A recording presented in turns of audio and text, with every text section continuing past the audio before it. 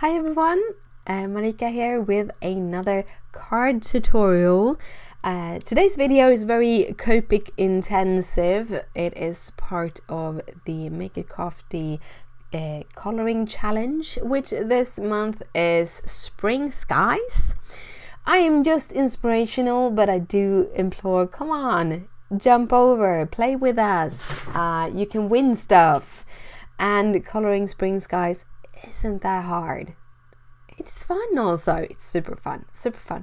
So this is the card making video, but I do have the sped up version of the coloring today because it is mostly coloring for this card. I started off by using some of the Make It Crafty background scenes parts and put together a background. I will link all the supplies in the description down below and at my blog, which is also linked in the description down below. So I'm starting off with my spring sky. I'm doing a whole bunch of layers to get a little bit of a better coverage. I'm using 3 different blues. I started just with B000 as my bottom layer to kind of lighten everything up. I then went from the top to the bottom through BG01, BG00 and BG000. Then I went back up again, and now I'm going down again with the same colors, trying to overlap the mid and the lower tones a little bit just to make more of a gradient. And I went in a horizontal manner because then all the kind of lines that you still get kind of just looks like clouds. And for the clouds I shadowed them in blue because it kind of reflects the sky. I was looking at some reference images on Google for how clouds kind of took up color, and I actually really liked the clouds that was shadowed in blue, so I thought, well, we're gonna do it here. For the rest of the background, I am doing a little mini scene. I'm using very light colors because I didn't want it to be too prominent. I wanted my character to stand out, but I also wanted the sky to stand out. And because my sky is very soft, I needed the rest of the background to be soft too. So I'm using some E40s for my kind of details, my wooden details, doing some horizontal lines to add a little bit of texture, not really to make it look like wood, but just adding a little bit of those horizontal grains in the boards, so they do look a little bit more woody anyhow. Then I'm going in with the grass, mostly just doing blending, but I have done a little bit of texturing by doing grass strands, and by going in with the darkest colors and leaving lighter strands kind of make that grass stand out a little bit. For the metal pieces and the tires, I'm using some W grays, and then I went in with a couple of yellows for those flowers, which you will hardly see because I'm ending up adding little Annie on top of those, but hey, that's how it is.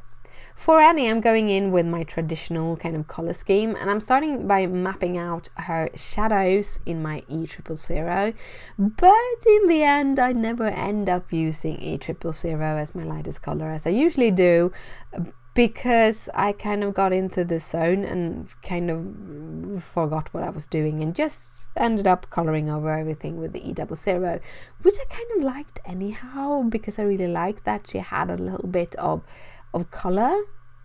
I'm also adding some R30 and R32 to her cheeks so that she gets a little bit of that kind of spring roses on her cheeks to make her look a little bit more a part of the scene.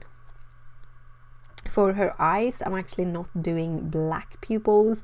I'm going in with a dark, the E49, which is actually the darkest brown, and just adding a little bit of kind of a pupil with that.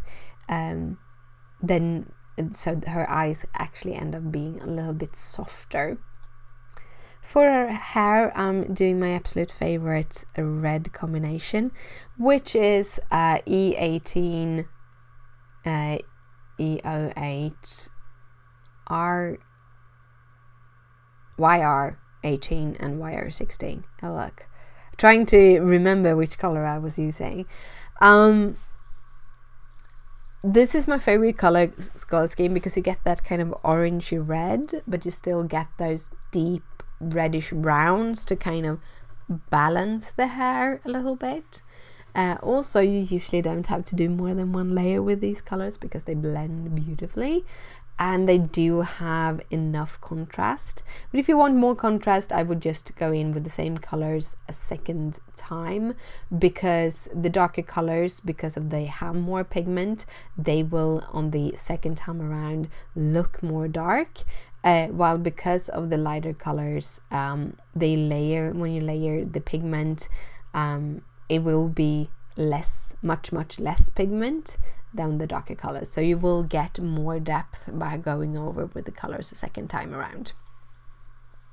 For her booties and her pants, I'm using the same greens that I used for the grass. I did the boots first because that was how rubber boots looked when I was little, and then I kind of just went with the green because I couldn't decide. I was like, am I going to make them blue? Are they going to be jeans pants? And I'm like, no, I go green. I didn't want to do the obvious blue pants, so I went green, and that actually helps because that means that she melts in a little bit more with the background and kind of helps the blue sky to pop a little bit extra. For her shirt, I'm using the W's. I was thinking about making it a white shirt from the beginning, but it ended up being a grey shirt, which I kind of actually liked, because who goes out doing kind of work on the land in a white shirt? I don't know. I wouldn't do it anyhow. But yeah, that was the coloring part, and then went in with my EK Success scissors and I cut her out.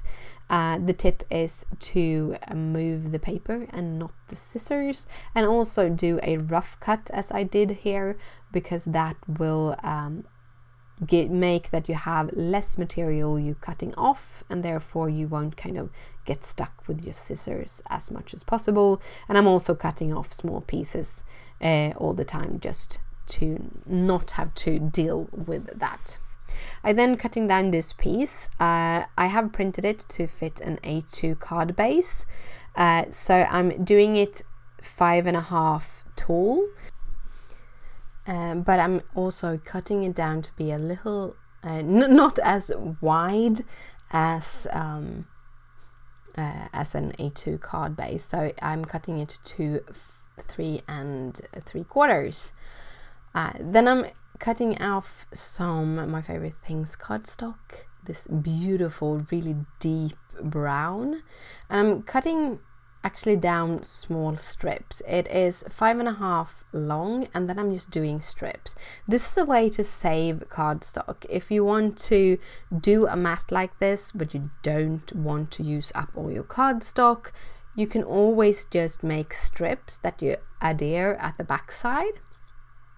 So what I do is I ended up adding a tape runner to the back of it, and then I'm lining it up to give it an 1/8 of an inch border with that brown cardstock, and that will also give me an 1/8 of an inch white border at the edge of the card base. So this card base is a Neenah Solar White card base. I cut a letter size of paper in 2 and then scored it in half. And then I'm using some 3M Scotch tape at the back of her to kind of put her up a little bit. And then I thought I'd show you that you can actually color these chipboard pieces. This is a Make It Crafty chipboard pieces, and you can actually color them with your Copics. This is one of the reasons why she sourced this lighter cardboard, so that you can use your Copics to coloring up. However, what you want to think about is that it does have a little bit of a kind of sucking way. It's not as dense as Copic paper, which means that the color will travel a bit. Therefore, when you are coloring, like here, I want to color the friend with another color, so I'm not coloring up all the way to the edge. I'm coloring a little bit away from the edge, and then I'm allowing the ink kind of move by itself toward the edge. If I was coloring up to the edge, it will actually move in over the friend part of the sentiment. And I'm using a W8, so it's the same color I used in the wheel on the background. And then I'm using the YR18, which I used in her hair, and color the friend with. I could have used a bigger piece of paper underneath. I'm just using it to kind of protect my surface, but I found this little strip lying around and I thought, hey, why not use it? I'm gonna throw it away anyhow. But yeah, then I'm pushing that carefully out with my fingers. They're very easy to pop out. I'm using some Distress Collage Medium at the background. It's basically the same thing as Multimedia Matte. It's just a little bit thinner, liquider than the Multimedia Matte, and it comes in a little bit of a bigger bottle, and I kind of like it. It works just as good as Multimedia Matte, so if that's what you have at home, you can just use that. Mine was actually running out, and that was why I decided to go for the Collage Medium in a bottle. And well, that is the card for today. I hope you liked it. If you do, please thumbs it up. It means a lot to me. If you have any questions, just comment down below. If you want to see more videos like this, hit that subscribe button. And thank you so much for watching. Yeah, I hope you had a nice time. I did. See you later. Bye.